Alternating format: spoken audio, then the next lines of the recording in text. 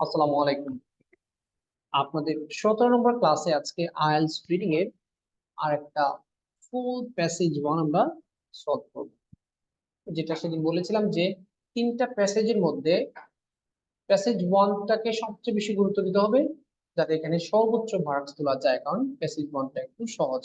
So আমরা আলোচনার জন্য নিয়েছি ক্যামব্রিজ 15 টেস্ট ওয়ানের প্যাসেজ ওয়ান। প্রথমে আমরা দেখবো এখানে প্রশ্ন কি কি আছে। প্যাসেজ ওয়ানে মূলত আমি ট্রু ফলস এবং শূন্যস্থানের প্রশ্নগুলো নিয়ে আলোচনা করব, যাতে প্যাসেজ টু থেকে একটু ব্যতিক্রম জিনিসগুলো আমরা দেখাবো। আচ্ছা, এখন সর্বপ্রথম যেটা বলেছিলাম, আমাদেরকে দেখতে হবে যে প্যাসেজ ওয়ানে কি কি প্রশ্ন আসলো। এখানে দেখা যাচ্ছে প্রথমে এক থেকে 4 পর্যন্ত শূন্যস্থান, 1 থেকে 4 পর্যন্ত শূন্যস্থান দেওয়া আছে।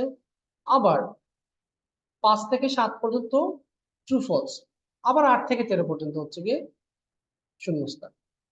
সো আমি সময় যদি বাঁচাতে চাই, প্রথমে আমাকে এক কাজ করতে হবে কি, আমি আপনাদেরকে 13টা প্রশ্নটা সিস্টেমেটিক ভাবে এই 13টা প্রশ্ন উত্তর বের করে দেওয়ার সিস্টেম শিখিয়ে দিব।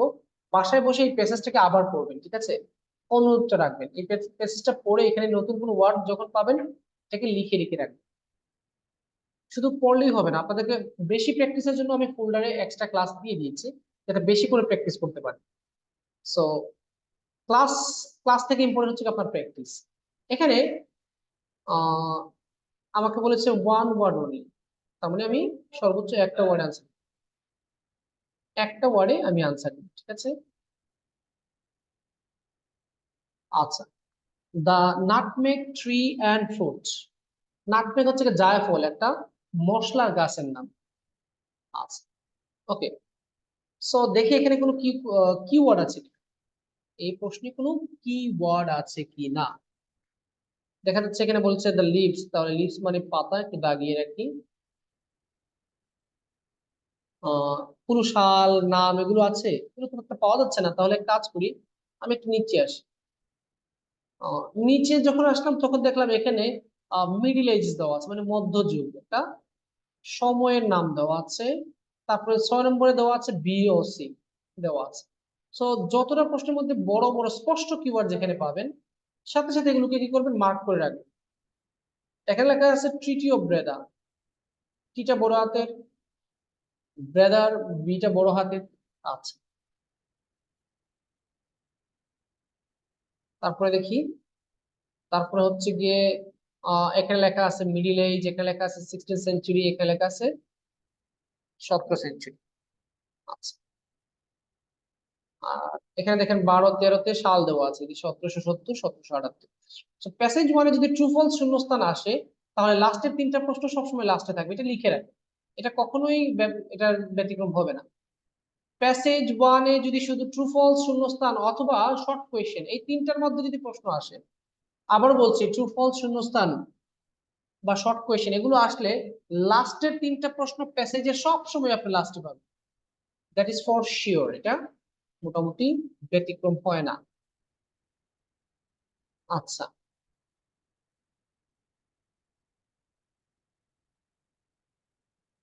আপনি যখন মিডিল এজ নিয়ে লেখা পাবেন, বিওসি নিয়ে লেখা পাবেন, তখন মনে করবেন, ধরুন বিওসি নিয়ে যদি কোনো প্রশ্ন বা কোনো লাইন পান, তখন ধরে নেবেন এই হচ্ছে কি 6 নম্বর প্রশ্ন।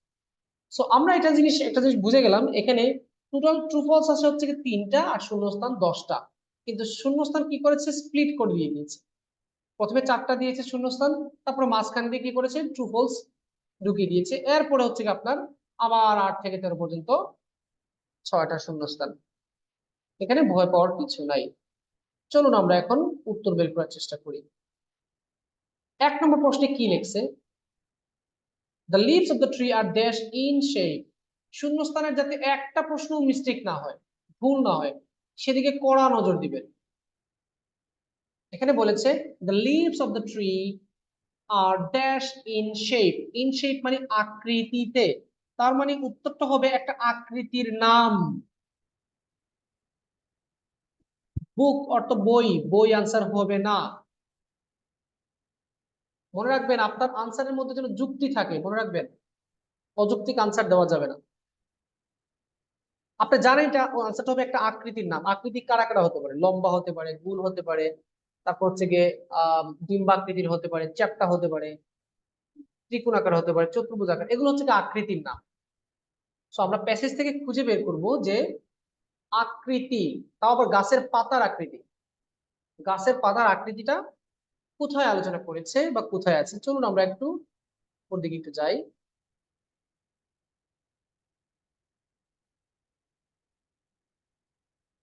আচ্ছা,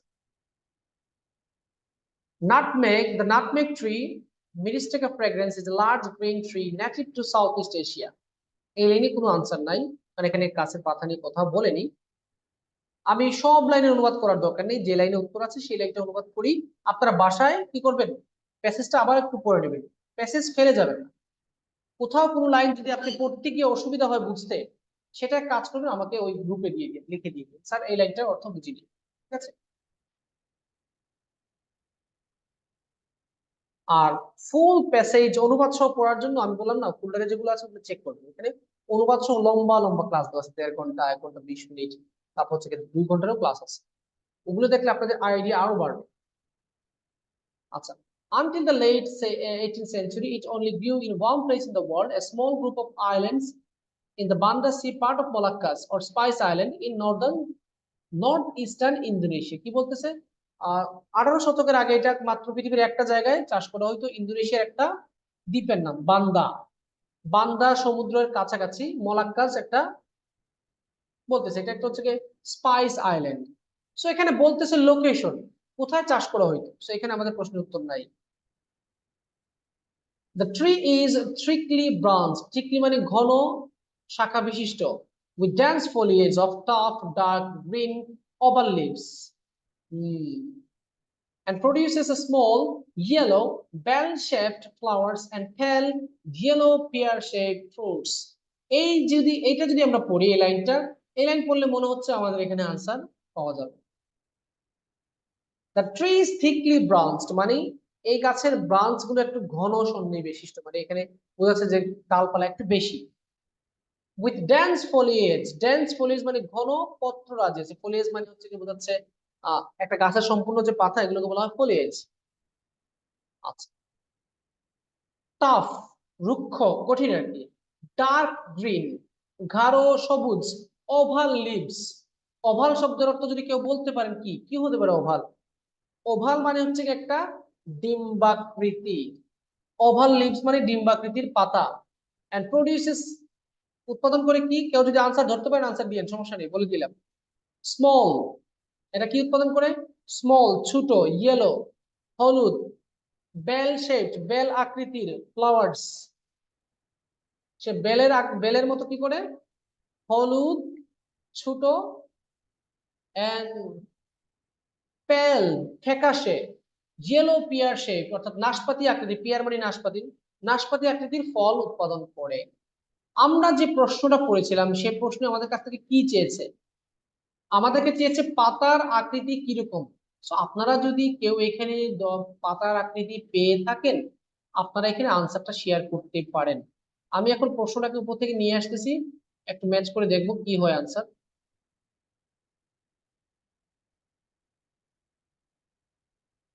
আপনাদের অনেকেই আনসার দিয়ে দিয়েছেন, আমি একটু ম্যাচ করে দেখতেছি। আচ্ছা, কি বলেছে নিচের দিকে আমাকে, এই গাছের পাতাগুলো কোন আকৃতির, আমি তো অলরেডি বলে দিয়েছি, অর্থ বলে দিয়েছি, আর তো কোনো সমস্যা হওয়ার কথা না। আনসারটা হচ্ছে গিয়ে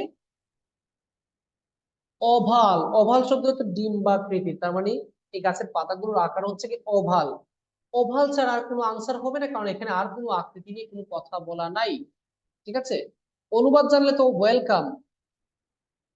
আচ্ছা, কিছু কিছু প্রশ্নের উত্তর অনুবাদ দিয়ে দিতে হবে, কিছু কিছু প্রশ্ন উত্তর অনুবাদ ফুল না জেনে একটা বাক্যের আংশিক অর্থ জানলেও দেওয়া যায়। দ্য দেশ সারাউন্ডস দ্য ফ্রুট, দ্য দেশ কেউ একজন, সারাউন্ডস বললো কেন, সারাউন্ড বললো না কেন এখানে, সারাউন্ডস বলেছে কারণ ভার্বটা হচ্ছে গিয়ে যেহেতু এস যুক্ত, তার মানে সাবজেক্ট হবে থার্ড পারসন সিঙ্গুলার নাম্বার।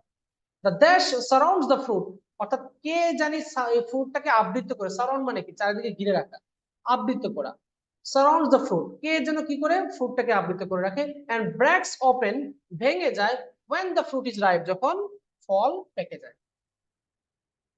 আমরা এখন দেখব the fruit is encased in a fleshy husk। আচ্ছা, এখানে বলেছে the fruit is, এই ফলটাকে encased মানে কি, এই আবরণ দিয়ে আবৃত করা হয়, in a fleshy husk, মাংস বিশিষ্ট হাস্কের মাধ্যমে। এখন হাস্ক করতে তো গরিব মানুষ, আমি তো জানি না, ধরেন আপনিও জানেন না হাস্ক করতে কি, রেখে দিলাম।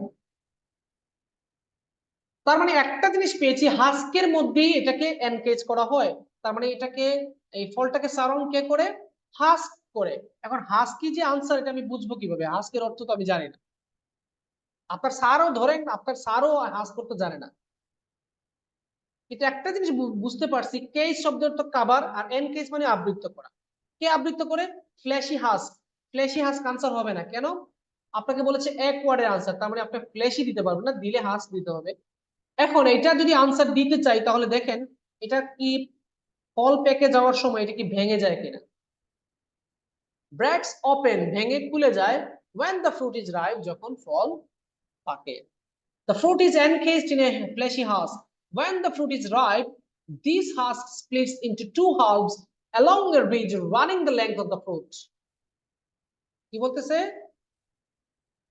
যখন ফলটা পেকে যায়, এই husk, this husk splits into two halves, দুই ভাগে, দুইটা অর্ধেকাংশে কি হয়, ভাগ হয়ে যায়, along a ridge, বুটা বরাবর, গাছের যে ফলের যে একটা বুটা থাকে এটাকে বলা হয় ridge, running the length of the fruit, গাছের দৈর্ঘ্য বরাবর যে একটা বুটা থাকে, সেই বুটা বরাবর এটা ভেঙে দুই ভাগে আলাদা হয়ে যায়। আমাকে বলেন ফ্রুটটাকে কে আবৃত করে? তাহলে 2 নম্বর প্রশ্নের উত্তরটা কি হবে? বলেন 2 নম্বর প্রশ্নের উত্তরটা কি হবে? একজন দিয়ে দিয়েছেন, এত আগে দিবেন না মিস নিলোফা, এত আগে দিবেন না, যখন আমি বলবো তোকে দিয়ে। আপনারা বাকি কেউ আনসার দেন, ফলটাকে কে আবৃত করে? আপনাদের এই অনুবাদ থেকে কি পাইলেন, কি মনে হচ্ছে আনসার? হাস্ক দিয়ে দিয়েছেন 4 জন, আমি বলে দিলাম, এখন আনসারটা হচ্ছে কি হাস্ক। এখন হাস্ক করতে তো আপনি জানেন না, ক্ষেত্র বিশেষে অর্থ জানা বাধ্যতামূলক নয়। আমি চাইলেই আপনাকে বলতে পারতাম, 8-10 জনের মতো এটাও আপনাদের নলেজে দিতে পারতাম, যে অনুবাদ ছাড়া ক্লাস করা যায়, অনুবাদ ছাড়া আইএলটিএস শেখা যায়। এগুলো বলা আমার পক্ষে সম্ভব না, কারণ এটা অবাস্তব কথাবার্তা। তবে শূন্যস্থানের কিছু আনসার অনুবাদ ছাড়া দেওয়া যায়, সেটা সত্য, সেটা আমি অভিজ্ঞতা থেকে বলছি। কারণ আমার প্র্যাকটিসের দিনটা হচ্ছে লং, আমি অনেক দিন থেকে প্র্যাকটিস করছি, সেই হিসেবে আমি হয়তোবা পারবো, আরেকজন হয়তোবা আমার থেকে বেশি পারবে, কিন্তু সকলেই পারবে না। বুঝতে পারছেন? এখানে খুব সুন্দর করে প্যাসেজ আপনাকে বলে দিচ্ছে যে এটাকে এনকেজ করা হয় কিসের মাধ্যমে, একটা হাস্কের মাধ্যমে। আবার বলতেছে যখন ফলটা পেকে যায়, তখন এই হাস্কটাই দুই ভাগে ভাগ হয়। আপনার প্রশ্নে কিন্তু এমন একটা জিনিস চাচ্ছিল, যেটা কি, যেটা ফলটাকে আবৃত করে এবং ফল পাকার সাথে সাথে সে ব্রেক ওপেন, ভেঙে যায়। এখানে দেখেন স্প্লিট অর্থ কি, স্প্লিট অর্থ আলাদা হওয়া। পেয়েছেন আনসার? হাস্ক, হাস্ক অর্থ মানে, হাস্ক মানে একটা খুলক, এই যে ফলের মধ্যে যে একটা খুলক থাকে না, আবরণ, সেটাকে বলা হয় হাস্ক। তাহলে 1 নম্বর প্রশ্ন পেয়েছিলাম ওভাল, 2 নম্বর প্রশ্ন পেয়েছি, প্রশ্ন উত্তর পেয়েছি হাস্ক। এখন আসেন 3 নম্বর প্রশ্ন। ওকে, the dash is used to produce spice nutmeg. The dash is used, কোন জিনিসটাকে ব্যবহার করা হয়, to produce the spice nutmeg, spice nutmeg তৈরির জন্য কাকে ব্যবহার করা হয়? এই হচ্ছে কি আপনার প্রশ্ন। প্যাসেজ 1 এ যদি আপনি 10 এর নিচে পান, তখন মনে করবেন যে আপনার প্যাসেজ 2 এবং 3 এর জন্য এখনো যোগ্য না। প্যাসেজ 1 এ আপনি 10 তোলার আগ পর্যন্ত প্র্যাকটিস করে যেতে হবে, তবে প্র্যাকটিস করতে হবে মনোযোগ সহকারে। হুজুকে টাইপের প্র্যাকটিস কখনো কাজে আসবে না। একটা প্যাসেজ পড়ার পর ওখানে কি ভুল হইলো, কেন ভুল হইলো, নতুন যত ওয়ার্ড পাবেন সেগুলো লিখে রাখবেন। 10টা প্যাসেজ এভাবে করবেন, এরপরে আমার সাথে কথা বলেন, স্যার 10টা প্যাসেজ খুব ভালো করে করেছি, ওয়ার্ড মিনিং শিখেছি, যা ভুল হয়েছে, কেন ভুল হয়েছে সেগুলো অ্যানালাইজ করেছি, এখন আমার উন্নতি হচ্ছে না, তখন বলবো অন্য কথা। ঠিক আছে?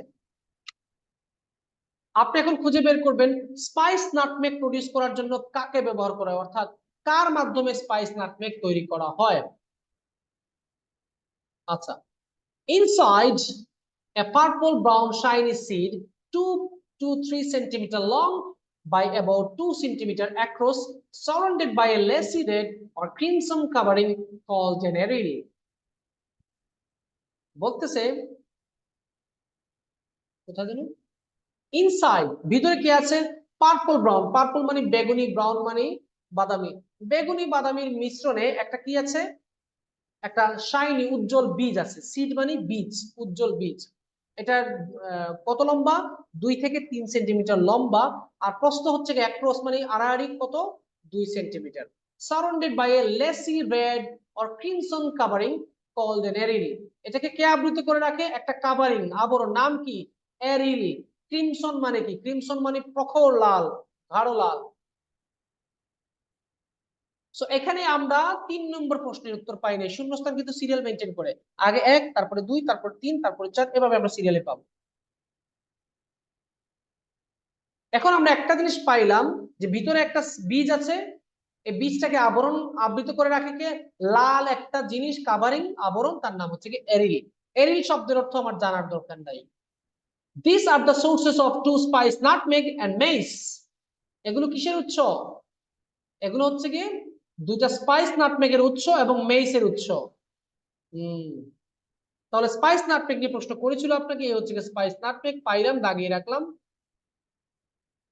the former being produced from the dried seed, আগেরটা তৈরি হয় শুকনো বীজ থেকে, and the later, পরবর্তীটা from the eril, অর্থাৎ দ্বিতীয়টা তৈরি হয় এরিল থেকে।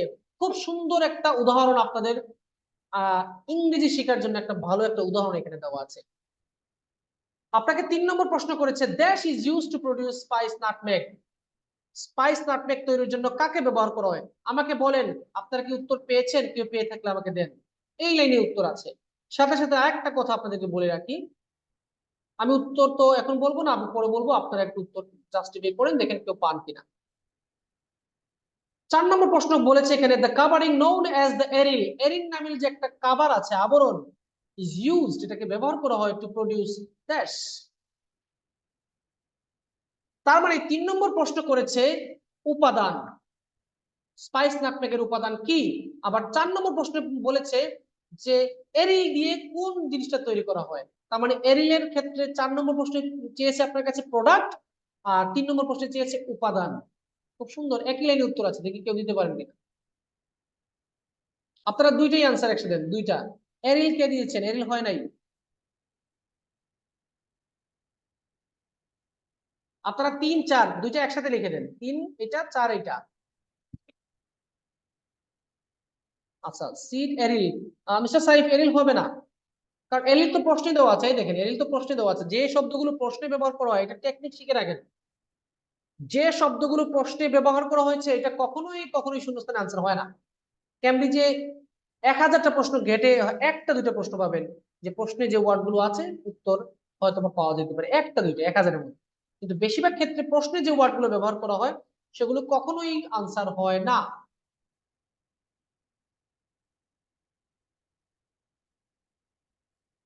3 নম্বর একজন দিয়েছেন সিড, 4 নম্বর হচ্ছে গিয়ে মেস। আচ্ছা মেস, আচ্ছা দেখি, মেস মানে মেথি, এটাও একটা, ধরেন আপনি অর্থ জানেন না, সব অর্থ জানবো কেন, মেস মেথি এগুলো তো আমরা আনকমন মশলা, খুব একটা জানি না। মহিলারা হয়তো অনেকে, যেটা যারা এটা দিয়ে কাজ করে বা তরি তরকারি বানায় তারা বলতে পারবে, আমরা কিন্তু এতটুকু জানি না। এখানে এই লাইন থেকে স্পষ্ট বলে দিয়েছে, this are the sources of two spice nutmeg and mace, এগুলো দুইটা নাটমেগ মশলা এবং মেইস বা মেথির উৎস। এখন দিস কেন বল, দিস মানে দুইটা জিনিস, কোন দুইটা জিনিস, ওই যে আগে বলেছে সিড এবং এরিল। দ্য ফরমার আগেরটা, ফরমার শব্দের তো পূর্বেরটা, এখানে পূর্বেরটা কে, spice nutmeg, being produce from the dried seed, তার মানে স্পাইস নাটমেগ তৈরি হয় ড্রাইড সিড থেকে। এখানে দেখেন এই লাইনে ফরমার কে, ফরমার মানে আগের জন, আগের জন বলতে প্যাসেজের মধ্যে যার নাম আগে আসছে, দা ফরমার বলতে কাকে বোঝাচ্ছে, আগের জন, আগের জন কে, স্পাইস নাটমেগ, তার মানে স্পাইস নাটমেগ তৈরি হয় ড্রাইড সিড থেকে। তার মানে এখানে আনসারটা হচ্ছে কি ড্রাইড সিড, বা ড্রাইড তো দিতে পারবেন না, সিড দিতে হবে আনসার। আপনি ড্রাইড দিতে পারবেন না, শুধু সিড দিতে হবে, তাহলে একটা প্রশ্ন উত্তর পেয়ে গেছেন। And the latter from the aril, পরবর্তীটা তৈরি হয় এরিল থেকে। আপনাকে তো সেম প্রশ্নই 4 নম্বরে করেছে যে এরিল থেকে কি তৈরি হয়, এরিল থেকে কি তৈরি হয়, লেটার। আপনি কি লেটার দিবেন, লেটার দিবেন।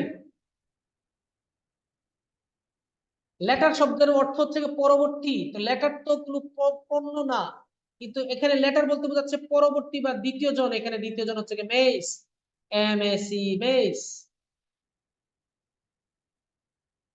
বুঝতে পারছেন? আপনার ব্রেইনটাকে সতর্কতার সহিত ইউজ করবেন।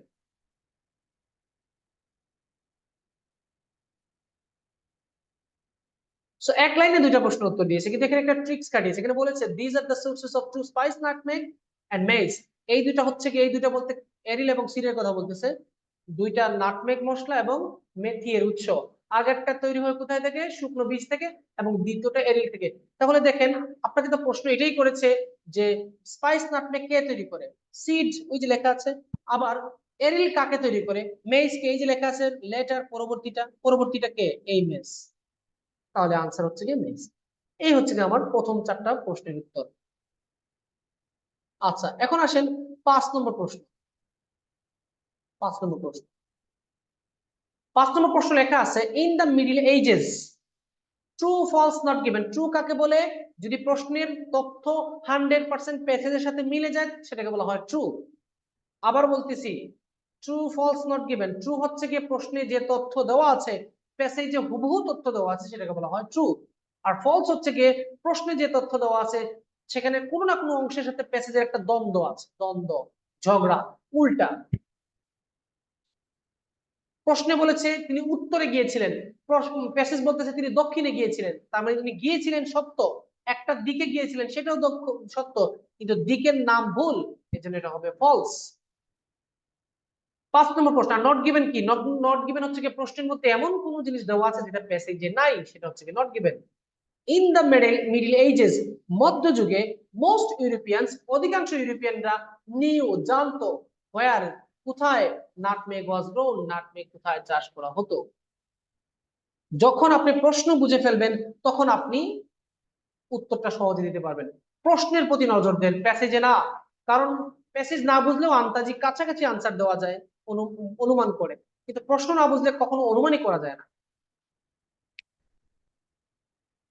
আচ্ছা, সো আমরা দেখবো মিডিল এজ দিয়ে, দেখেন এখানে মিডিল এজ আছে, তার মানে এখানে আমাদের প্রশ্ন উত্তর পাওয়ার সম্ভাবনা আছে। আর এদিকে আরেকটা জিনিস দেখেন, আপনাদেরকে আরেকটা জিনিস আমাকে বলতে হবে। আপনি 1 থেকে 4 পর্যন্ত পেয়েছেন, তার মানে আপনি দেখেন শূন্যস্থান আর আছে কিনা। আপনার পরবর্তী শূন্যস্থান কিন্তু 8 নম্বর। আপনি 1 থেকে 4 পেয়েছেন, তাই না? তো 4 পেয়েছেন, এই জন্য 5 এর পরবর্তীতে 5 বের করবেন, এটা স্বাভাবিক। কিন্তু পরবর্তী 5 নম্বর প্রশ্ন তো ট্রু ফলস। আপনি পরবর্তী শূন্যস্থান পড়েন, পরবর্তী শূন্যস্থান মানে তো 8 নম্বর শূন্যস্থান। এই 8 নম্বর শূন্যস্থানটা হচ্ছে গিয়ে এই প্যাসেজের সবচেয়ে সহজ প্রশ্ন উত্তর, এটা সবাই পারবে, কেউ ভুল করবে না। আমি যদি জাস্ট একটু আপনাকে ইঙ্গিত দিই, প্রশ্নটা করেছি কোথায় থেকে, আবারও বলেছি এটা ওয়ান ওয়ার্ড। দেখেন এখানে লেখা আছে ওয়ান ওয়ার্ড, তার মানে আপনি 2 ওয়ার্ডে আনসার দিতে পারবেন না। কি বলেছে? টেবিলের বামে লিখেছে কি মিডিল এজ, মানে মধ্যযুগ, একটা সালের মানে এরিয়া, টাইমের নাম বলতেছে। Nutmeg was brought to Europe by the দেশ। Nutmeg was brought to Europe, nutmeg কে ইউরোপে আনা হয়েছে বাই দ্য দেশ, কার কর্তৃক? কার কর্তৃক?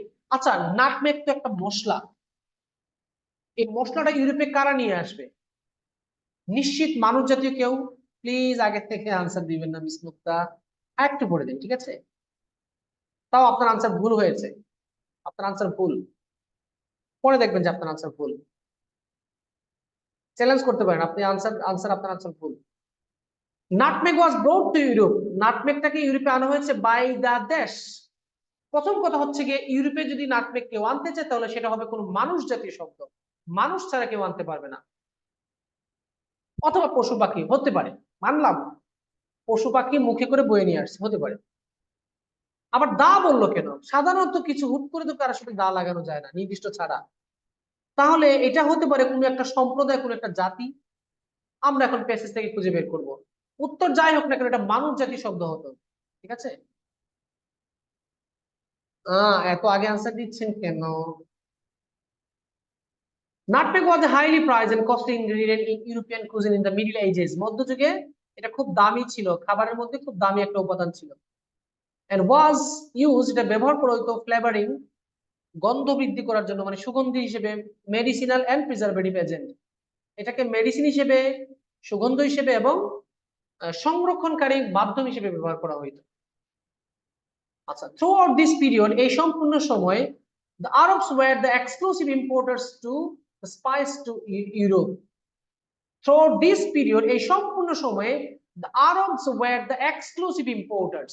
Exclusive মানে বিশেষ, মানে বোঝাচ্ছে একমাত্র রপ্তানিকারক, আমদানিকারক, সরি ইম্পোর্টার মানে আমদানিকারক, of the spice to Europe. তার মানে বলতেছে, এই লাইনে কি বলতেছে, যে এই সময়ে কেবলমাত্র আরবিয়ানরাই এটার একমাত্র ব্যবসায়ী ছিল। ইম্পোর্টার মানে আমদানিকারক। সারা ইউরোপে কে আমদানি করতো? শুধুমাত্র আরবরা। তাহলে 8 নম্বর প্রশ্নের উত্তরটা কি হবে? ওই যে আরব কয়েকজন লিখে দিয়েছেন না, আরবসটাই আনসার। আবার দেখেন, এটা জাতিমূলক আনসার হওয়ার সম্ভাবনা বেশি, কারণ আমরা জানি জাতির সামনে দা বসে। আবার যদি উত্তরটা জাতিমূলক হয়, তাহলে প্রথম অক্ষর ক্যাপিটাল লেটার হবে। এই দেখেন, দা আরবস, এ বড় হাতের দেওয়া আছে। একটা প্রশ্নের লাইনটা হুবহু প্যাসেজে আপনি হুবহু ভাবে পাবেন না। কিভাবে পাবেন? প্যারাফ্রেজ আকারে পাবেন, একটু সিনোনিম ব্যবহার করতে পারে, এই সেই করতেই পারে। তার মানে আপনি 8 নম্বর প্রশ্ন পেয়ে গেছেন। 8 নাম্বার প্রশ্ন দেখেছেন, 8 নম্বর প্রশ্ন পেয়েছেন, 5 নম্বরটা এখনো পাননি। এই লাইন থেকে বোঝা যাচ্ছে যে তখন ইউরোপে শুধুমাত্র ইম্পোর্ট, আমদানি কে করতো? আরবরা। তার মানে ইউরোপে কে আনছে এটা? আরব। তাহলে আপনি আরবটা হুবহু দেখে দেখেন। কে একজন ভুল করেছেন না, আরব বলেছেন, আরব না আরবস লেখা আছে। আপনার প্যাসেজে আরবস লেখা, আপনি আরব লিখতে পারবেন না, কাটা কাটা পড়ে যাবে।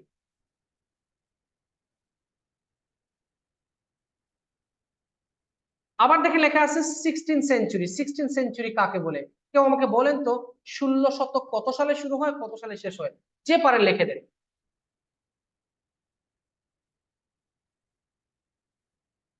16 শতক নিয়ে কোনো শূন্যস্থান নাই, আমাকে কেউ পারলে লিখে দেন। 16 শতক কত সাল থেকে কত সাল পর্যন্ত? 16 সাল, 16 শতক। তারপর দেখেন 9 নম্বর শূন্যস্থানটা হচ্ছে গিয়ে 17 সেঞ্চুরি নিয়ে। মিস্টার নাইম দিয়েছেন, মিস নীলুফা দিয়েছেন, দুটোই ভুল। জুবাইর আহমেদ ভুল, দেখছেন? এই তো ধরা খেয়েছে। নুরুন নাহার মুক্ত, আপনার ভুল। তার মানে বোঝা গেছে সেঞ্চুরি। নীলুফা ইয়াসমিন, আপনার একটুর জন্য হয় নাই, ভুল। মিস আসমা আক্তার ভুল। তার মানে সেঞ্চুরি আমাদেরকে শিখতে হবে। কেন এই কমন জিনিস কেন আমরা অ্যাভয়েড করি? আপনাদেরকে ফ্রেন্ডলি ভাবে বারবার বলেছি, আইএলস যখন আপনি করবেন, আপনি আইএলস এর মাধ্যমে নিজেকে একটু ডেভেলপ করেন, তথ্য আপগ্রেড দেন, বেসিক নলেজ ইনক্রিজ করেন। তারপর হচ্ছে কি আপনার ওয়ার্ড মিনিং শিখেন, গ্রামার শিখেন। শুধু আইএলস এর প্রতি আপনার নজর চলে গেলে আপনি লুবি হয়ে যাবেন, তখন দেখবেন আপনার অশান্তি বেড়ে যাবে। এখনো একজনও কারেক্ট করতে পারেনি, একজনও কারেক্ট করতে পারেনি। অনেকে আনসার দিয়েছেন, একজনও কারেক্ট করতে পারেননি। দেখেন এখন আমি দেখাচ্ছি কার সাথে মিলে, একটু দেখেন। এই দেখেন, 16 সেঞ্চুরি না? 16 সেঞ্চুরি মানে হচ্ছে গিয়ে 1501 থেকে শুরু করে 1600 সাল পর্যন্ত। 1500 সাল পর্যন্ত তো 15 সেঞ্চুরি চলে গেছে। 1501 থেকে শুরু হবে আপনার 16 সেঞ্চুরি, আর এটা চলবে 100 বছর। তার মানে 1501 থেকে 1600 সাল। আপনি এটাকে বোঝার জন্য এইভাবে হিসাব করেন। আপনি এখন কোন সালে বাস করতেছেন, কোন শতকে? 21st century. 21st সেঞ্চুরি কবে থেকে শুরু হয়েছে? 2001 সাল থেকে। শেষ হবে কখন? 2100 সালে গিয়ে শেষ হবে। এভাবে হিসাব করবেন, বুঝতে পারছেন? আরো শিখাই আপনাদেরকে। ধরেন 1970s মানে কি, সেদিন দেখিয়ে দিয়েছিলাম। 1970s মানে হচ্ছে গিয়ে 1970 দশক। এগুলো অনেকে জানে না, এগুলো জানার স্টুডেন্টের আগ্রহ নাই। এটাই দুঃখজনক। আমাদের আসলে আমরা উন্নয়ন করতে চাই না, আমরা চাই কোনোভাবে একটু শর্টকাট টেকনিকে, স্যার তো, স্যারের তো হাওলা নিয়ে নিয়েছি, স্যার তো এখন আমাকে গুল্লি খাইয়ে দিবেন। না দেখুন, এগুলো আসলে কিভাবে বলবো, বারবার তো বলি, আবার বলতে লজ্জা করতেছি। এগুলো থেকে সরে আসবেন, শিখবেন, বেসিক আপনার দরকার। 1970s মানে হচ্ছে কি 1970 দশক। দশক মানে 10 বছর। 1970 সাল থেকে 19 কত, 79, 10 বছর। হয়নি, 71 হবে না তো। নুরুন নাহার মুক্তা হিসাব করে দেখেন আপনার 11 বছর হয়ে গেছে। এখন যদি বলে 1460 তখন কি লিখবেন?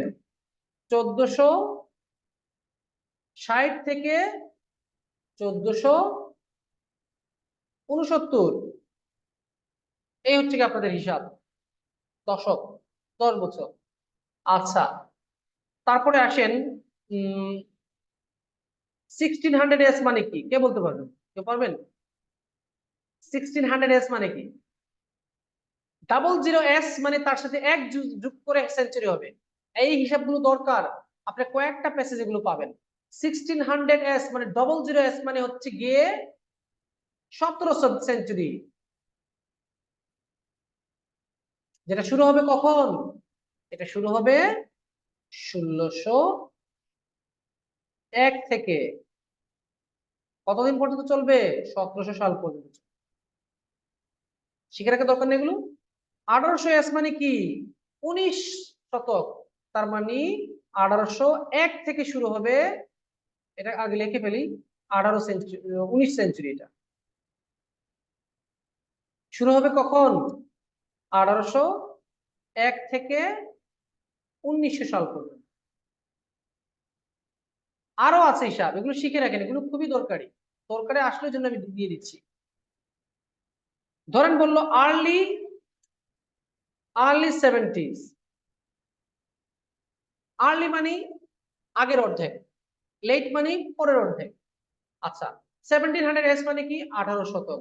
18 শতকের আর্লি মানে প্রথম, তার মানে 18 সেঞ্চুরির প্রথম 50 বছর, তার মানে 1701 থেকে 1750, এগুলো হচ্ছে কি আর্লি 1700s যেটাকে বলা হয়। আর পরবর্তী 50 বছরকে বলা হয় লেট 1700s। স্ক্রিনশট তুলে রাখেন, খুব কাজে লাগবে। লেট 1700s মানে হচ্ছে গিয়ে লাস্টের 50 বছর, 18 শতকের লাস্টের 50 বছর, 1751 সাল থেকে 1800 সাল পর্যন্ত। শেষ? না, আরো আছে, আরো আছে, দেখেন দেখেন এগুলো কাজে লাগবে। ধরেন 200 BC অথবা BC, এটার অর্থ কি? আর 200 CE বা AD এর অর্থ কি? AD। আজকের পর থেকে যেন এগুলো মিস্টেক না হয়। এই দুটার অর্থ কি? চলুন আমরা এই দুটার অর্থ শিখে নিই, এই দুটার অর্থটা আমরা একটু শিখে নিই। 200 BC বা BC, BC মানে হচ্ছে কি খ্রিস্টপূর্ব, বাংলায় আমরা এটাকে বলি, সহজে বোঝানোর জন্য লিখতেছি কি,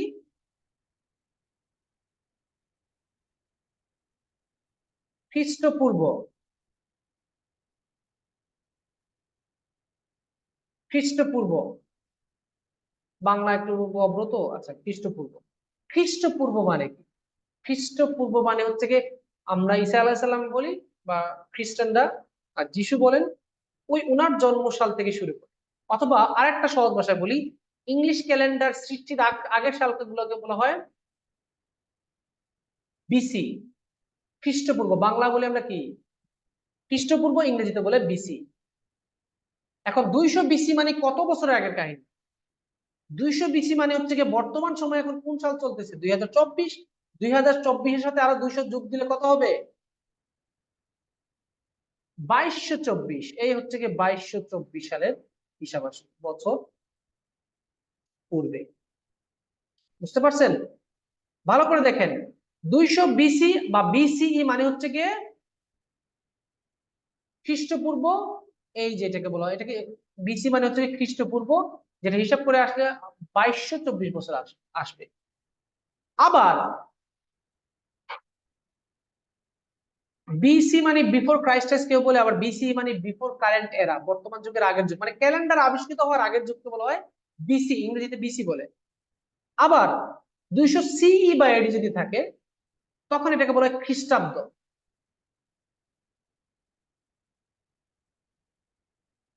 কি রে বাবা?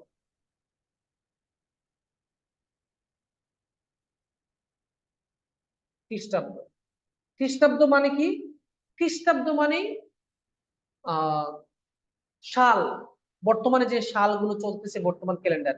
সো 200 সিই বা এডি মানে কি? 200 সিই বা এডি মানে হচ্ছে কি 200 নম্বর সাল।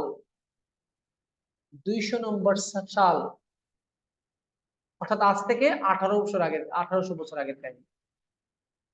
1800, 1800 না, 1776, 1776 বছর পূর্বে।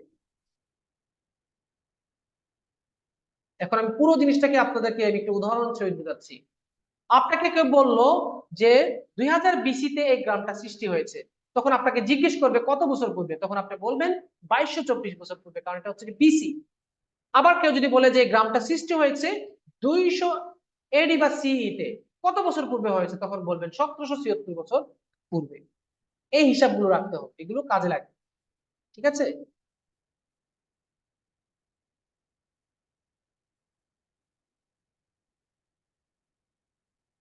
আচ্ছা, এখন আসেন কিভাবে বলতে। এখন কত সাল চলতেছে? 2000 না, 2000, 2024 চলতেছে না এখন। বিসি মানে তো সাল গণনার আগের। আপনি বিসি লেখা থাকলেই বর্তমান সালের সাথে 200 যোগ দিবেন। 500 বিসি বললে 2024-এর সাথে 500 যোগ করবেন, সেটাকে বলা হয় খ্রিস্টপূর্ব বা বিসি। আর সি মানে তো 200 সাল, 200 নম্বর সাল। কত বছর পূর্বে? এই বর্তমানটার সাথে বিয়োগ করে দেন, বর্তমান সাথে তাকে এটা বিয়োগ করে দেন, এডি খ্রিস্টপূর্ব, সি খ্রিস্টপূর্ব। সো আমি আপনাকে ক্লাসের বাইরে একটা জিনিস দেখাই দিলাম, এটা দরকারি, এই জন্য আমি দেখাই দিলাম। এখন আসেন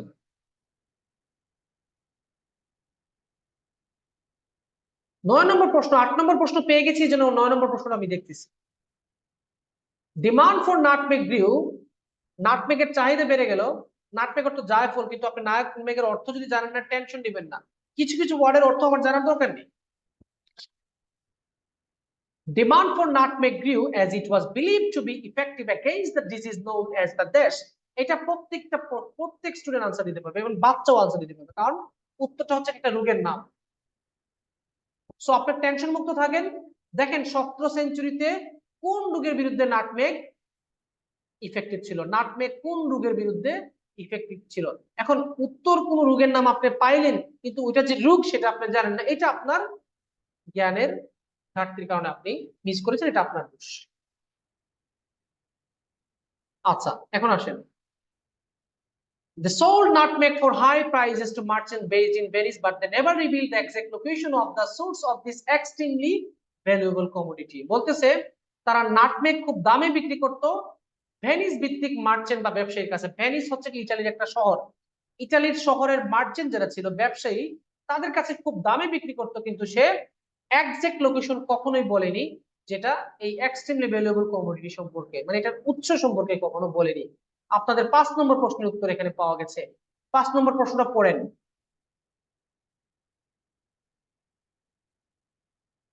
5 নম্বর প্রশ্নটা পড়েন, আর এই যে লাইনটা যেটা একটু আগে পড়লাম সেটার সাথে ম্যাচ করে বলেন কি হতে পারে। এখানে বলেছে ইন দ্য মিডল এজেস, মধ্যযুগে, মোস্ট ইউরোপিয়ানস, অধিকাংশ ইউরোপিয়ানরা, নিউ জানতো, what nutmeg was grown, nutmeg কোথায় চাষ করা হতো, অধিকাংশ ইউরোপিয়ানরা জানতো মিডিল এজে। এখন কথাটা কি সত্য নাকি মিথ্যা নাকি দেওয়া নাই, কি মনে হয় আপনাদের? দেন আপনার নলেজে যা ধরে, ভুল হলে তো আমি গালি দিব না। আপনারা আমার ফ্যামিলি মেম্বার, আপনাদেরকে আমি গালি দিব কিভাবে? হয়তো মাঝে মধ্যে খুচা মারি না, এমনিতে আর কি, শখের বসেছে।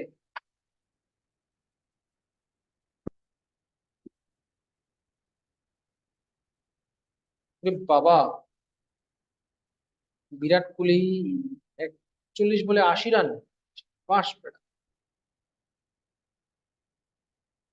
4 জন আনসার দিয়েছেন, আমি একটু চেক করে দেখি কি আনসার দিচ্ছেন। ফলস, 4 জনই ফলস দিয়েছেন, গুড। বাকিরা দেন নাই কেন? দেন আনসার, সমস্যা কি? ফলস কারেক্ট, কারণ এখানে বলেছে সব অধিকাংশ ইউরোপিয়ানরা জানতো। এখানে বলেছে না, আরবরা মধ্যযুগে কি করত, এগুলো বিক্রি করত মার্চেন্টদের কাছে, কিন্তু কখনো তারা লোকেশনটা বলেনি। আমি যেহেতু একমাত্র বিক্রি করছি, আমি যদি লোকেশন না জানি তাহলে কেউ জানার কথা না। তার মানে 5 নম্বরটা ফলস, ইউরোপিয়ানরা জানতোই না, কারণ ইউরোপিয়ানদেরকে বলাই হয় নাই। 6 নম্বর প্রশ্ন হচ্ছে কি ভিওসি। সো ভিওসি দেখেন পরবর্তী প্যারাগ্রাফে নাই, আপনাদের পরবর্তী প্যারাগ্রাফে এখানেও নাই, এখানেও নাই। এই দেখেন সময় কিভাবে বাঁচাতে হয় এটা খেয়াল রাখেন। আপনি পরীক্ষা হলে যদি 1 সেকেন্ড বাঁচাতে পারেন এটা আপনার জন্য লাভ।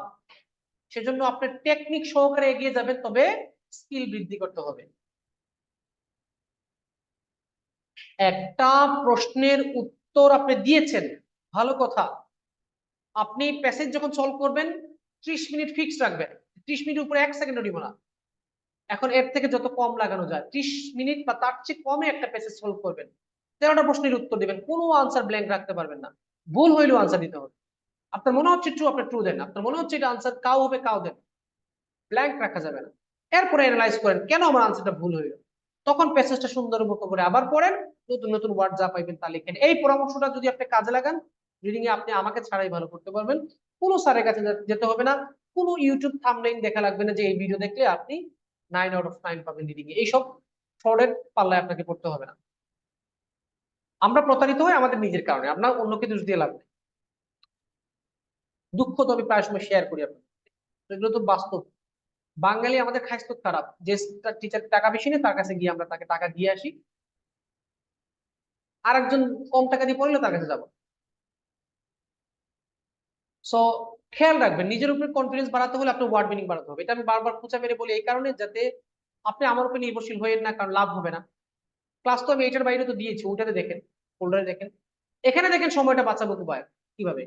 এখানে এখানে এই প্যারাগ্রাফ থেকে দেখা যাচ্ছে যে বি ও সি নাই, তার মানে এখানে ট্রু ফলস নাই। এখন দেখেন এটা পড়ে দেখেন কোন রোগের নাম আছে কিনা, দেখেন রোগের নাম আছে কিনা, নাই। রোগের নাম যেহেতু নাই, তার মানে এখানে কোনো শূন্যস্থানও নাই। ফুল প্যাসেজ অনুবাদ করবেন, ফুল প্যাসেজ আমি বলে কি অনেক লম্বা সময় লাগে। ফুল প্যাসেজের ওই যে ফোল্ডার দিয়েছি না, ওইখানে প্রচুর ক্লাস আমি অনুবাদ সহ দিয়ে দিয়েছি। দেখেন এখান থেকে একটু অনুবাদ বাদ দিচ্ছি আর কি, কারণ সময় এনার্জি কুলায় না, সারাদিন কাজ করি তো। তবে আপনি আমাকে আমার কাছ থেকে হেল্প নিতে পারেন কিভাবে। এই প্যাসেজটা আমি পড়ানোর পর আপনি আবার বসবেন, বসে নতুন ওয়ার্ডগুলো নোট করেন, নোট করে দেখেন, নতুন ওয়ার্ডগুলো শিখেন। আর যে লাইনটা মানে ওয়ার্ড জানার পর দেখেন অনুবাদ করে আপনি অনুবাদ পারছেন কিনা। যদি পারেন না, যে লাইনটা অনুবাদ সমস্যা হয় আমাকে হোয়াটসঅ্যাপে সমস্যা গ্রুপে দিয়ে দিন। সো এখানে দেখেন এই প্যারাগ্রাফে কোনো রোগের নাম নাই, তার মানে এখানে শূন্যস্থান নাই। এখানে ভিওসি নাই, তার মানে এখানে ট্রু ফলস নাই। এই প্যারাগ্রাফটা আপনি স্কিপ করতে পারেন। এখন আমি স্কিপ করেছি, সমস্যা নেই, আপনি বাসায় গিয়ে এটা পড়বেন, পড়ার পর এখান থেকে ওয়ার্ড মিনিং শিখেন। যে লাইনটার অনুবাদ পারেন না গ্রুপে দিয়ে দিন, সময়টা বাঁচাচ্ছে, আমার এনার্জিটা সেভ করতেছে। সো আপনাদের অনুবাদ সহ যে ক্লাসগুলো গুলো আমি আপনাদের ফোল্ডারে করে দিয়েছি, এগুলো এক্সট্রা পড়ার জন্য। লাইভ যেগুলো এগুলো তো পাবেন, এগুলো তো আর কখনো কমবে না। এখন 6 নম্বর প্রশ্ন দেখেন, বিওসি আপনার পরবর্তী প্যারাগ্রাফে পাওয়া গেছে। 6 নম্বর প্রশ্ন, VOC was the world's first major trading company. প্রশ্ন বলতেছি কি, the BOC was the world's first major trading company. আপনাদেরকে আমি আরেকটা ফোল্ডার দিব, শুধু রিডিং এর জন্য আরেকটা ফোল্ডার দিব। একটু ওয়েট করুন, আমাকে টাইম দিবেন। ওটা তো আছে, ওটাতে তো সব মডিউল আছে। শুধু রিডিং এর জন্য আমি আরেকটা ফোল্ডার দিচ্ছি আপনাদেরকে, একটু ওয়েট করবেন। The BOC was the world's first major trading company. BOC ছিল পৃথিবীর প্রথম বড় কোনো ব্যবসায়িক কোম্পানি, পৃথিবীর প্রথম বড় ধরনের ব্যবসায়িক কোম্পানি। খেয়াল করবেন, প্রথম এক জিনিস, বড় কোম্পানি আরেক জিনিস। প্রশ্নে যদি সিরিয়াল উল্লেখ করে আর পেজে যদি কোথাও সিরিয়াল পাওয়া যায় না, তাহলে এটা হয়ে যাবে নট গিভেন, সোজা হিসাব। এখানে বলেছে সে পৃথিবীর প্রথম, প্রথম কোনো বড় কোম্পানি, ওইখানে যদি কে প্রথম দ্বিতীয়, সে প্রথম না, অন্য কেউ যদি প্রথম পায় তাহলে ফলস হয়ে যাবে, কারণ প্রশ্নে তাকে প্রথম বলা হয়েছে, প্যাসেজে অন্য কাউকে প্রথম বলা হয়েছে, সুতরাং এটা হয়ে যাবে ফলস। আমরা এখন দেখি, in 1602 Dutch merchants founded the BOC, a trading corporation better known as, আচ্ছা একটু ওয়েট, known as কি, ও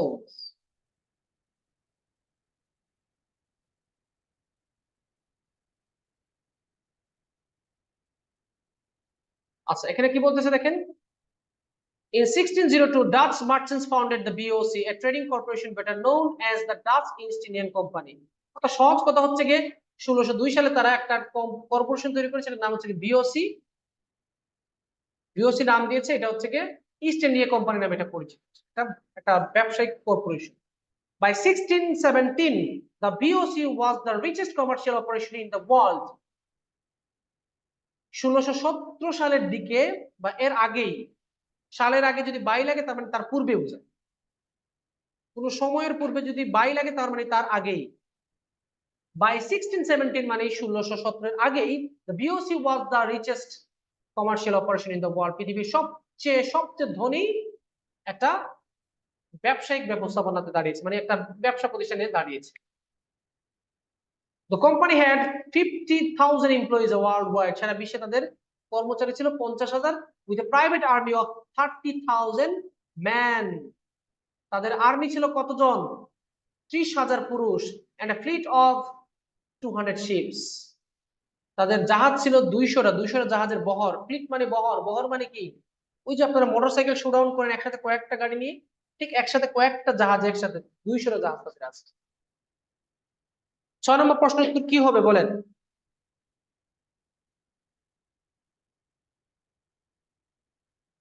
ছয় নম্বর প্রশ্নের উত্তর কি হবে? ট্রু, ফলস, নট গিভেন, কি হতে পারে?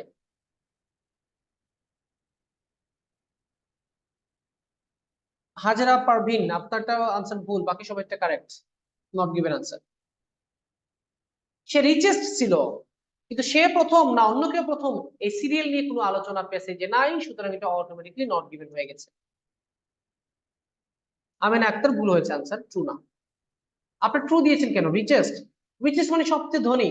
আপনার প্রশ্নটি কিন্তু ধনী গরিব নিয়ে করা হয়নি, আপনার প্রশ্ন করা হয়েছে প্রথম কোন কোম্পানি কিনা সে, পৃথিবীতে সে প্রথম না অন্য কেউ প্রথম, এটা কোথাও আলোচনা নাই, সুতরাং এটাকে আপনি ফলসও দিতে পারবেন, কারণ সিরিয়াল নিয়ে কোনো কথা বলা নাই। আমি সবচেয়ে ধনী মানে এই না যে আমি প্রথম ধনী, এটা খেয়াল করবেন। এটা নট গিভেন। এখন আপনাদেরকে একটা ফাউল, একটা ভুয়া একটা টেকনিক শেখাই। আপনি 3টা প্রশ্নের মধ্যে 2টা পেয়ে গেছেন এবং দুটোই আপনি কনফার্ম, তৃতীয়টা কনফার্ম হতে হবে না, তৃতীয়টা ট্রু। প্রথমটা ফলস, দ্বিতীয়টা নট গিভেন, মানে তৃতীয়টা ট্রু। 3টা প্রশ্ন যদি কখনো পরীক্ষায় আসে বা 4টা প্রশ্ন যদি কখনো পরীক্ষায় আসে, আপনি 4টার মধ্যে 3টা বের করেছেন, ট্রু আর ফলস পেয়েছেন, কিন্তু কোথাও নট গিভেন পাননি, তার মানে পরবর্তী প্রশ্ন not given. True, false, not given 3 ধরনের আনসারই তারা প্রশ্নের মধ্যে দেয়। সুতরাং যেহেতু একটা ফলস একটা নট গিভেন পেয়েছি, তার মানে 7 নম্বরটা ট্রু। তাও কনফার্ম হওয়ার জন্য আমি আপনাদেরকে ম্যাচ করে দেখাবো। আমরা 7 নম্বর প্রশ্নে কি দেওয়া আছে? Treaty of Breda. চলুন আমরা আমরা দেখি রোগের নাম পাই কিনা। At the same time, thousands of people across Europe were dying of the plague, a highly contagious and deadly disease. খেয়াল করেন, মনোযোগ থাকা বাধ্যতামূলক, মানে কনসেন্ট্রেশন রাখবেন আপনার ইয়ের মধ্যে। আপনি খুব ভালো স্টুডেন্ট, আপনি প্রশ্নের উত্তর বের করার চেষ্টা করছেন, আপনি প্রশ্ন পড়ছেন, উত্তর বের করতে চাচ্ছেন, কিন্তু আপনার মাইন্ড হচ্ছে অন্যদিকে।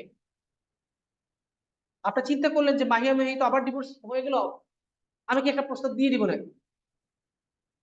অথবা মেয়েরা চিন্তা করছেন যে জায়েদ খান তো এখনো ব্যাচেলার, একটা ট্রাই মেরে দিব নাকি? আপনি উত্তর বের করতে গিয়ে যদি এগুলো চিন্তা করেন, তাহলে ওইগুলি কাজ করবে, এগুলো কাজ করবে। আপনার মনোযোগ প্রশ্নে রাখেন। এট দ্য সেম টাইম, একই সময় thousands of people across Europe, সারা ইউরোপে হাজার হাজার মানুষ ডাইং, মারা যাচ্ছিল, অফ দ্য প্লেগ, প্লেগের কারণে। এখন প্লেগ রূপ কিনা এটা হয়তো আপনি জানেন না, ধরেন আপনি জানেন না, আর প্লেগ শুনে যারা সাথে সাথে উত্তর দিয়েছেন একটা বোকামি করেছেন, এটা সাথে সাথে উত্তর দিবেন না, কারণ আছে। আমি কিন্তু সাথে সাথে আনসার দিই না, আপনারা তো প্লেগ আনসার দিবেন তাই না? ওয়েট করেন, তাড়াতাড়ি দিবেন না। আপনার প্রশ্নে বলেছে নাটমেগের চাহিদা বেড়ে গিয়েছিল কারণ it was believed to be effective.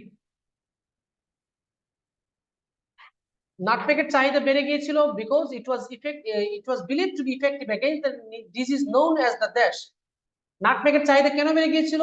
কারণ এটা কোন একটা রোগের বিরুদ্ধে কার্যকর ছিল, সেটা সেটা মানুষ বিশ্বাস করত। আপনি পেয়েছেন যে রোগের কারণে, মানে প্লেগের কারণে মারা যাচ্ছে। এখন ধরুন আপনি জানেন না যে প্লেগটা রোগের নাম কিনা, কিন্তু আপনার কাছে 2টা অপশন আছে, এই দেখেন লিখে দিয়েছে, মানুষ ডাইং, ডাই অর্থ তো মারা যাওয়া, তার মানে রোগেই মারা যাচ্ছে। আবার এখানে বলেছে যে হাইলি কন্টাজিয়াস, সংক্রামক এবং ডেডলি, মারাত্মক একটা রোগ, তার মানে প্লেগটা রোগ। শর্ত নম্বর 1 ফিল আপ। এখনো আনসার কনফার্ম না। আপনার প্রশ্নে বলেনি কোন রোগে মানুষ মারা যাচ্ছে, আপনার প্রশ্নে বলেছে যে নাটমেগটা কি এই রোগের বিরুদ্ধে কার্যকর কিনা। এখন আপনি দেখেন প্লেগের বিরুদ্ধে নাটমেগ কার্যকর কিনা, এটাকে বলা হয় যুক্তি। যুক্তি খাটিয়ে খাটিয়ে প্র্যাকটিস করেন, এভাবে অভ্যাস করলে একসময় দেখবেন দ্রুত যুক্তি খাটাতে পারতেছেন। হুজুগে হুজুগে আনসার দিলে চলবে না।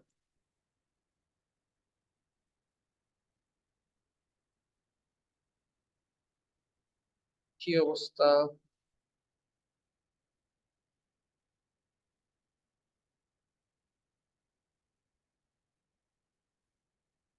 আমাদের নেট সমস্যা করে। আচ্ছা, সো আমরা একটা জিনিস জানলাম, ইউরোপে অসংখ্য মানুষ মারা যাচ্ছে প্লেগে, প্লেগ একটা রোগের নাম, এটাও বুঝে ফেলেছি। এখন দেখেন নাটমেগ এই রোগের বিরুদ্ধে কার্যকর কিনা। Doctors were desperate for a way to stop the spread of the disease and they decided nutmeg help the cure. এইখানে গিয়ে আনসার কনফার্ম হয়ে গেল। Doctors were desperate for a way to stop the spread. Desperate মানে কি? Desperate মানে পাগল প্রায় হয়ে যাওয়া। আপনার যখন কোনো জিনিস ওই মরিয়া হয়ে যাও, মরিয়া, আপনার কোনো একটা জিনিস সেরে গেছে, আপনি মরিয়া হয়ে খুঁজছেন, সেটাকে বলা হয় ডেসপারেট। ডক্টররা কি ছিল, এটাকে, এইটা রোগের স্পিড কমানোর জন্য তারা পাগল প্রায় হয়ে গেছিল এবং ডিসাইডেড, তারা কি নিল, তারা সিদ্ধান্ত নিল কি, নাটমেগ হেল্প দ্য কিউর। কিউর মানে কি? প্রতিকার। প্রতিকার কার কাছে আছে? নাটমেগের কাছে আছে। বিরাট কোহলি কত রান নিয়ে আউট আউট হইল?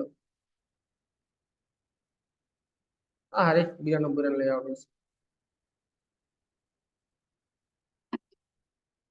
সো আনসারটা কি হইলো? এখন এখন তো শিওর হয়েছি প্লেগ। সো তাড়াতাড়ি আনসার দেওয়া যাবে না। এমন তো হইতে পারে প্লেগ এখানে দিলেও আরেকটা জায়গায় অন্য রোগের নাম আছে এবং ওই রোগটার প্রতিষেধক হচ্ছে নাটমেগ। যুক্তি।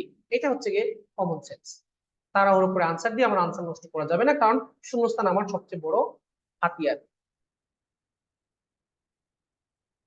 আচ্ছা, এরপরে দেখেন লেখা আছে, কি লেখা আছে? 17 সেঞ্চুরিতে লেখা আছে টু কন্ট্রোল অফ দ্য বান্দা আইল্যান্ড। তাহলে বান্দা আইল্যান্ড নিয়ে দেখবেন যে বান্দা আইল্যান্ডের তারা কি নিয়েছে, কন্ট্রোলে নিয়ে নিয়েছে। তারপর হচ্ছে কি restricted nutmeg production to few areas. তারপর হচ্ছে কি পুট দেশ on nutmeg to avoid it being cultivated outside the islands. অর্থ যদি কেউ বুঝে, তার কোনো টেকনিক লাগে না, কোনো সার লাগে না। অনুবাদ হচ্ছে কি খুব গুরুত্বপূর্ণ জিনিস। আইএলটিএসটা বোরিং হয়ে যাচ্ছে কারণ স্টুডেন্টগুলোর মাথা অলরেডি নষ্ট হয়ে গেছে। তারা মনে করে যে মানে কেউ তাদেরকে গুলিয়ে খাইয়ে দেবে। 17 বছর হয়ে গেল এগুলো নিয়ে প্র্যাকটিস করতে করতে, ইংলিশ শিখতে শিখতে, এখনো ভুল করতেছে। স্টুডেন্টরা 5-6 দিন এসে ট্রাই করে মনে করে যে একটা ভালো স্কোর তুলে ফেলবে, কিভাবে সম্ভব?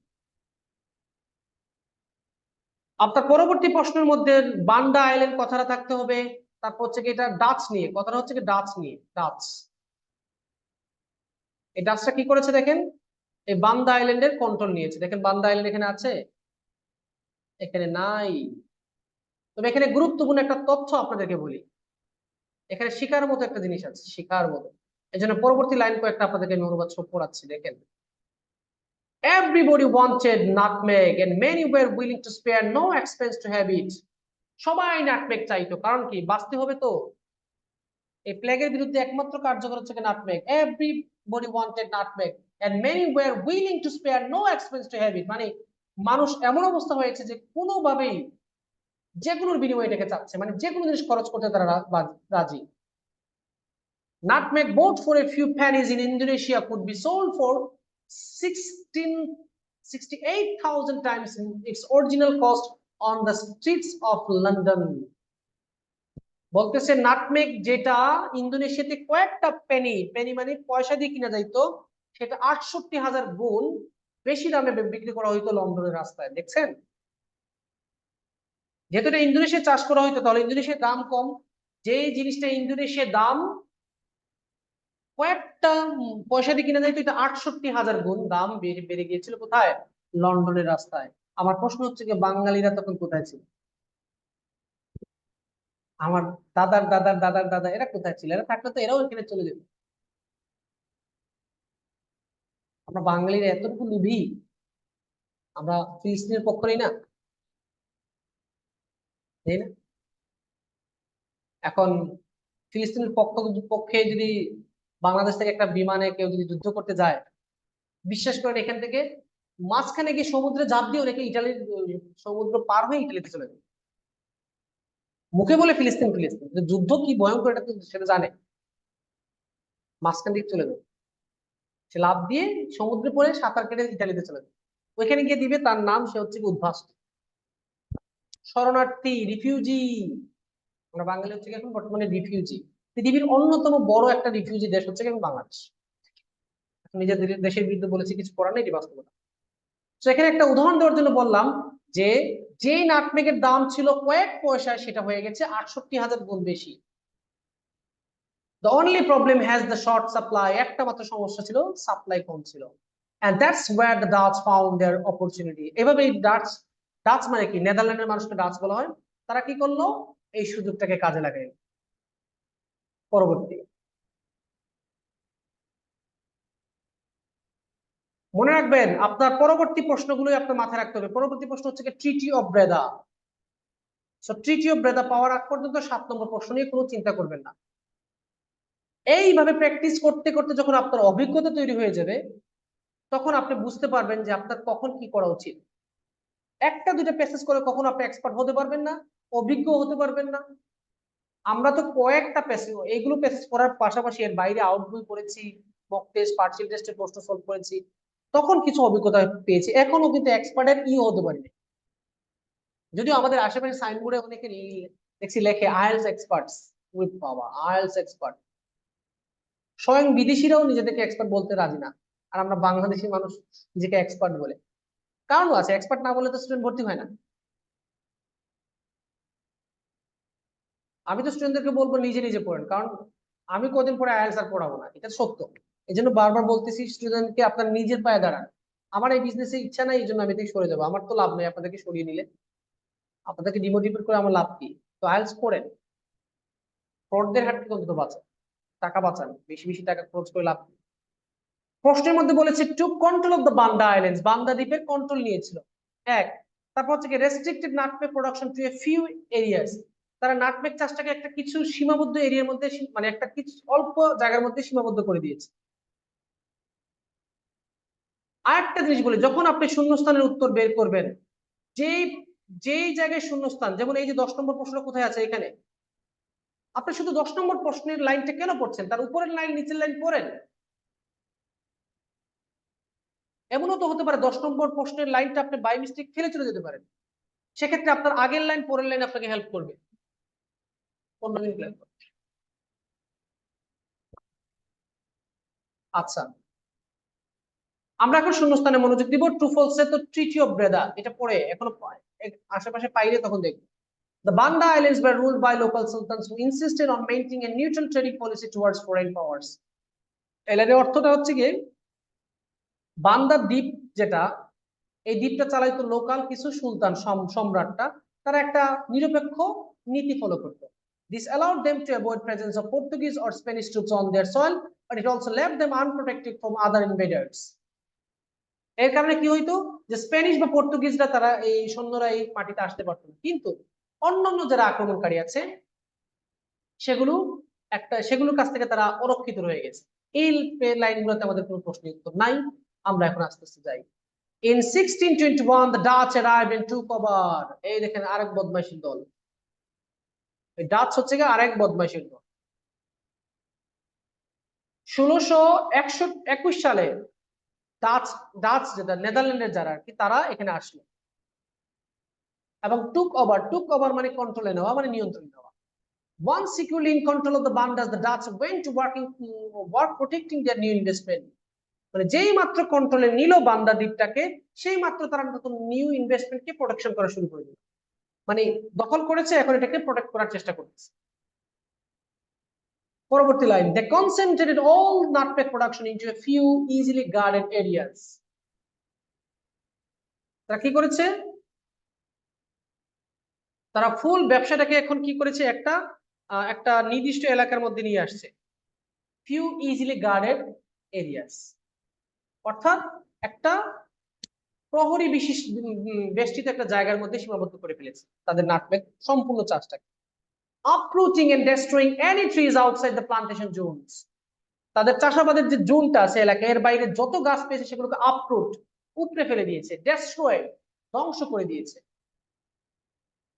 আচ্ছা 10 নম্বর প্রশ্ন, তার মানে বোঝা গেছে যে প্রথমে তারা বান্দা দ্বীপ কন্ট্রোলে নিয়েছে, দেখেন টু কভার বলে দিয়েছে, তারপরে বলেছে কি ফিউ ইজিলি গার্ডেড এরিয়াস, তার মানে তাদের নাটমেগ প্রোডাকশনটা তারা সীমাবদ্ধ করে ফেলেছে কিছু নির্দিষ্ট জায়গায়, তার মানে এই লাইনটা পেয়ে গেছে। এখন আপনার 10 নম্বর লাইনটা খেয়াল করেন, পুট ড্যাশ অন নাটমেগ, নাটমেগের সাথে কি যেন মিশিয়ে দিয়েছে বা রেখে দিয়েছে, two avoid it being cultivated, এটাকে পরিহার করার জন্য, বিং কাল্টিভেটেড চাষের ক্ষেত্রে আউটসাইড দ্য আইল্যান্ড, দ্বীপের বাইরে, তার মানে যাতে এটা দ্বীপের বাইরে চাষ করা যায় না তারা কি করেছে নাটমেগের সাথে কিছু একটা মিশিয়ে দিয়েছে। কত বড় খবিশ দেখেন, আজ থেকে 400 বছর আগে,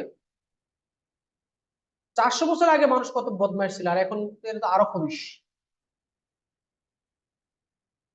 400 বছর আগে আমরা কোথায় ছিলাম? যাই হোক,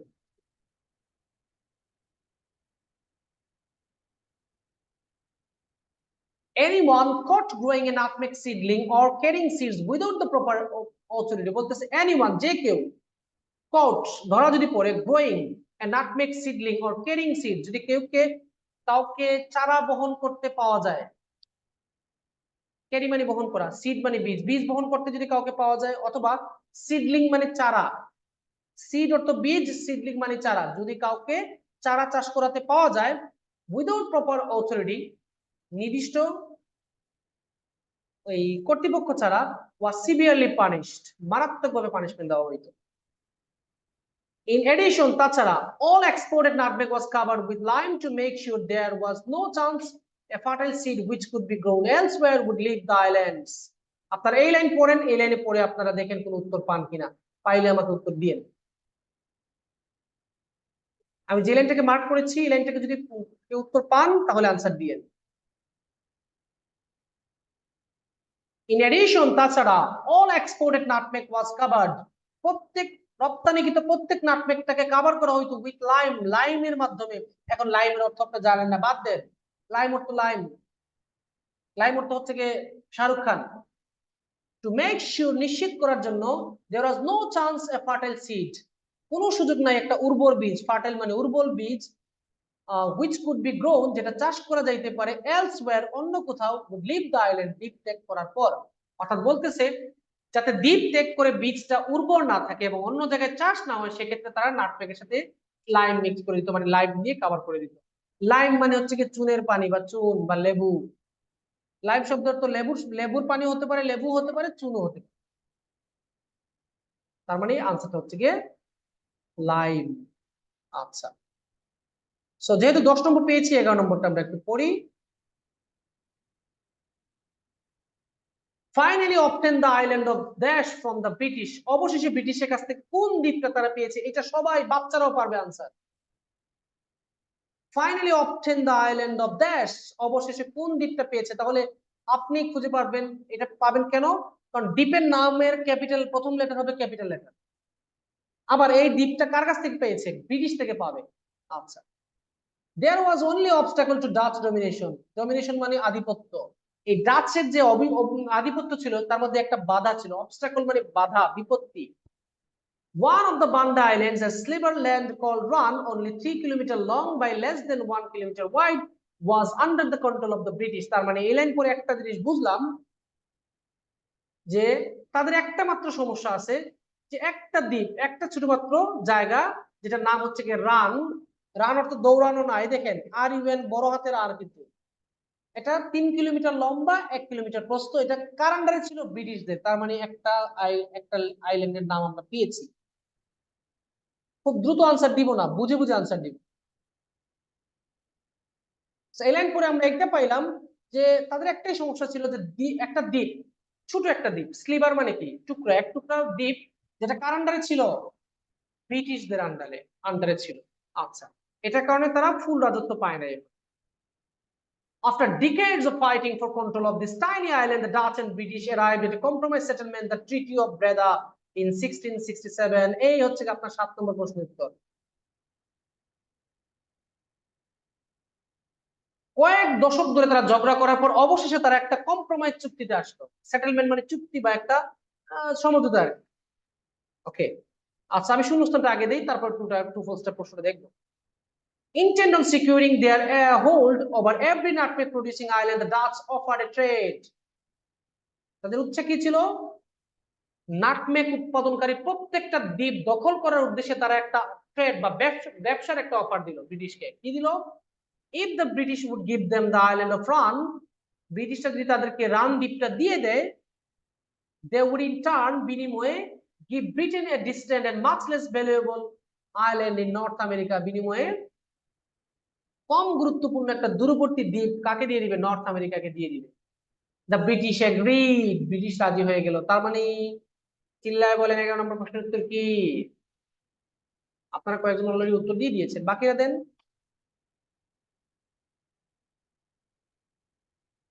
এখানে একটা মাত্র দ্বীপ কার আন্ডারে ছিল? ব্রিটিশ। এবং তারা কয়েক বছর এটা নিয়ে ঝগড়া করেছে। ঝগড়া করার পর অবশেষে এসে একটা ট্রেড মানে ডাচরা একটা অফার দিল যে ভাই তোমরা আমাকে এটা দিয়ে দাও, আমি তোমাদেরকে নর্থ আমেরিকা একটা দ্বীপ দিব। ব্রিটিশরা রাজি হয়ে গেল। তার মানে তারা তাদের কাছ থেকে ডাচরা কি পেলো? রান, আর ইউ এন, আরটা বড় হাতের হবে। ঠিক আছে, আচ্ছা। সো আমরা এখন প্রশ্ন করে আসি। Following the treaty of Breda, following মানে অনুসারে, following the treaty of Breda, Breda চুক্তি অনুসারে ডাচ হেড কন্ট্রোল, ডাচ নিয়ন্ত্রণ পেল অল অফ দ্য আইল্যান্ডস, প্রত্যেকটা দ্বীপ, ওয়্যার নাটমেগ গ্রিউ, যেখানে নাটমেগ চাষ করা হতো। আনসারটা আগে বলেছিলাম ট্রু হবে, এখন দেখেন ট্রু। কিভাবে? আমরা দেখলাম যে ডাচ কি করলো? কন্ট্রোল নিয়ে গেল সব দ্বীপ তাদের আন্ডারে, কিন্তু রান ছিল কার? ব্রিটিশ। অবশেষে একটা চুক্তি করা হইলো ট্রিটি অফ ব্রেদা।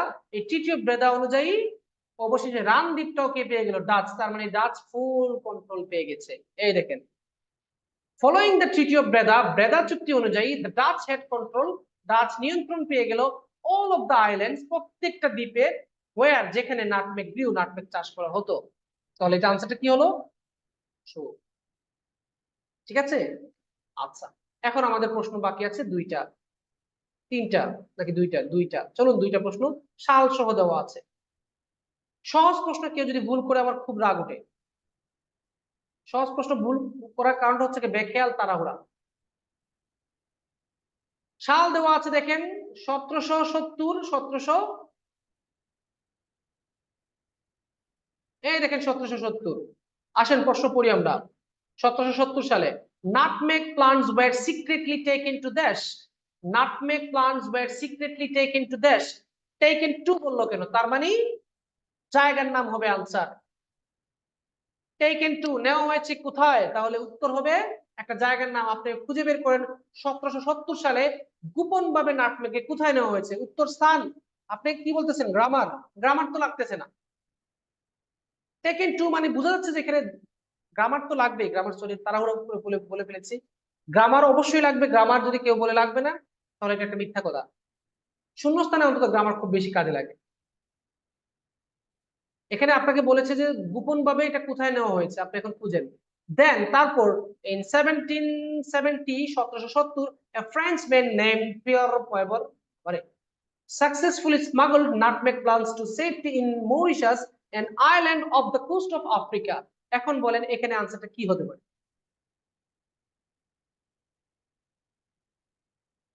1770 সালে একজন ফ্রান্সের নাগরিক, তার নাম হচ্ছে কি পিয়েরে পভার, সাকসেসফুলি, সফলভাবে, স্মাগল অর্থ হলো চুরা কারবারি করা, লুকিয়ে লুকিয়ে নিয়ে যাওয়া প্লান্টস টু সেফটি, নিরাপদভাবে কোথায় নিয়েছে? মরিশাস, অ্যান আইল্যান্ড, একটা দ্বীপ, off the coast of Africa, আফ্রিকার উপকূলের একটা দ্বীপের নাম। উত্তর কি হবে? সাব্বাস, সবাই মরিশাস দিয়েছেন, কারেক্ট। আফ্রিকা কেন হইল না? কারণ আফ্রিকাতে সে নেই নাই, সে নিয়েছে মরিশাসে। মরিশাসের বর্ণনা দিতে গিয়ে লেখক বলেছেন যে, এই মরিশাসের বর্ণনা দিতে গিয়ে কিন্তু লেখক বলেছেন কি যে an island of the coast of Africa. So আফ্রিকাতে কিন্তু নাটমেগটা নেওয়া হয়নি। এখন আপনি বলবেন স্যার সিক্রেটলি ওয়ার্ডটা কোথায়? তো সিক্রেটলি মানে তো এই যে স্মাগল, স্মাগল মানে তো লুকিয়ে লুকিয়ে কোনো জিনিস নিয়ে যাওয়া। বাংলা মুভি দেখলে দেখবেন যে অনেক সময় না ইয়ে বলে, পুলিশ বলে ও ইউ স্মাগলার, না ও ইউ স্মাগলার, এই হচ্ছে কি স্মাগলার। ছোটবেলা জানতাম না স্মাগলার কি, এখন বুঝলাম আপনারই হচ্ছে কি স্মাগলার।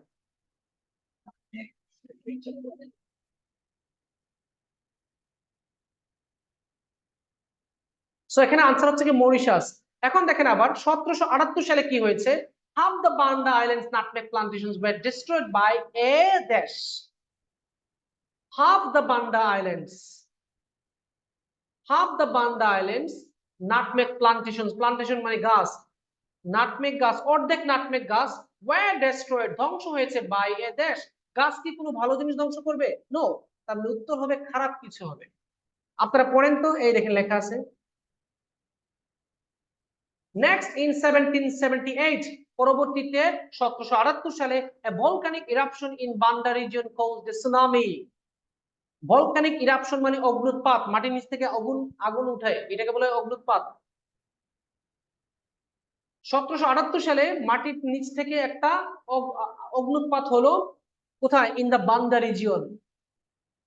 caused a tsunami, যেটা একটা সুনামি ঘটাইলো, that wiped out, যেটা ধইয়া ফেলাইছে half the nutmeg groups, নাটমেগের অর্ধেক, গ্রুপস মানে বাগান মানে গাছও বলতে পারেন, সমস্যা নেই। এই লাইনটার অর্থ কি দাঁড়াইলো, যে 1878 সালে ভলকানিক ইরাপশনের কারণে একটা সুনামি হয়েছে, যার কারণে অর্ধেক গাছ নষ্ট হয়ে গেছে। বলেন আনসার কি, কার কারণে গাছ নষ্ট হয়েছে? দেখি কি বলেন আপনারা।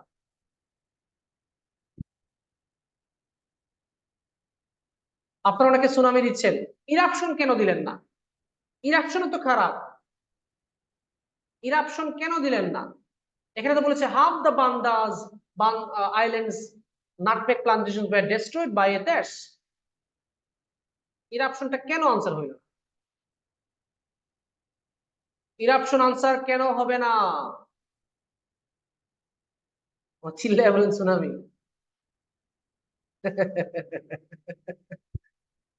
না, এটা আনসার, ইরাপশন নাউন, তারপর হচ্ছে গিয়ে সুনামিও নাউন। ইরাপশন এই ইরাপশন হবে, ইরাপশন এই কারণে হবে না, দুইটা যুক্তি আছে। এক, হ্যাঁ আর্টিকেল একজন বলে দিয়েছেন, ঠিক আছে, থ্যাংক ইউ। ইরাপশন ই দিয়ে শুরু হয়েছে, সুতরাং এ দিয়ে যুক্তি খাটবে না। গ্রামার প্রথমে না বলে দিচ্ছেন। গ্রামার বলতেছে ভাই এন যদি থাকতো তাহলে ইরাপশন হবে। এক। দুই নম্বর যুক্তি হচ্ছে গিয়ে ইরাপশন কি করেছে, সুনামি তৈরি করেছে, আর সুনামিটাই করেছে গাছটাকে নষ্ট। তার মানে গাছ নষ্টকারী হচ্ছে গিয়ে সুনামি, ইরাপশন না। মানে হচ্ছে গিয়ে আমি আপনাকে রাগান্বিত করেছি, আপনি এখন রাগ করে গিয়ে আপনার বউকে একটা থাপ্পড় মারছেন, তাহলে আমি তো আপনার বউকে মারি নাই, আপনার বউকে আপনি মারছেন, আমি রাগ তুলাইছি, সুতরাং আপনার বউকে কে মারছে? আপনি। শাস্তি কে পাবেন? আপনি। সো এখানে আহ এই ভলকানিক ইরাপশনের কারণে সুনামি হয়েছে, আর সুনামি গাছ নষ্ট করেছে, সুতরাং আনসার হবে সুনামি। শূন্যস্থান প্র্যাকটিস করার সময় আপনি প্রথমে সময় ধরে আনসার গুলো দিবেন, 30 মিনিট সর্বোচ্চ, তার নিচে যত সময় ব্যয় করতে পারেন। তারপরে এগুলো নিয়ে বসবেন, কোনগুলো ভুল হইলো, কেন ভুল হইলো, নতুন নতুন ওয়ার্ড গুলো লিপিবদ্ধ করবেন, প্র্যাকটিস করবেন। আর হুজুকি টাইপের হবেন না, এদিক সেদিক নজর দিবেন না। ক্লাস এক্সট্রা লাগলে ক্লাস আমি একটা আপনাদেরকে দিয়েছি, আপনাদের উপকারের জন্য, সুতরাং ওটাকে কাজে লাগাবেন। ওইখানে পিডিএফ ফাইলও দেওয়া আছে, গুরুত্বপূর্ণ, ফোল্ডারটা চেক করে দিবেন, দেখবেন, কাজে লাগবেন। ঠিক আছে? সো কাজ করতে গিয়ে যদি কোথাও অসুবিধা হয়, ফ্রেন্ডলি আপনাদের গ্রুপে মাঝে মধ্যে একটু জানিয়ে দিবেন। সো আজকের ক্লাস আমি এখানেই শেষ করতেছি। আগামীকালকে অর্থাৎ শুক্রবারে আপনাদের রাইটিং এর ক্লাস, রাইটিং এর একটা ক্লাস, ঠিক আছে? সো আজকে আমি এখান থেকে চলে যাচ্ছি, সবাই ভালো থাকবেন, আল্লাহ হাফেজ, আসসালামু আলাইকুম। কারো কোনো প্রশ্ন থাকলে বলতে পারেন।